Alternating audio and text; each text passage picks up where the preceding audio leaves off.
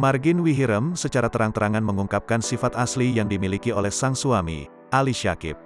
Seperti diketahui, rumah tangga Margin Wihirem dan Ali Syakib kini sudah berjalan selama kurang lebih 1 tahun. Setelah menikah, mereka berdua dikaruniai anak bernama Guzelim Araceli Ali Syakib. Keluarga ini selalu tampil kompak dan harmonis dalam berbagai momen. Terkini, Margin Wihirem membongkar sifat asli yang dimiliki sang suami. Dalam foto, terlihat mereka kompak membagikan 4 momen dalam satu unggahan. Margin Wihirem dan Ali Syakib tampil begitu romantis. Tak segan, mereka berdua memamerkan momen mesra dengan berpelukan di depan publik.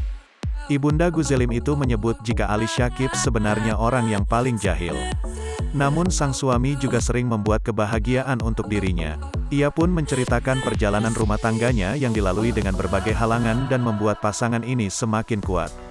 Terakhir perempuan berusia 22 tahun itu mengucapkan perasaan cintanya kepada Ali Syakib.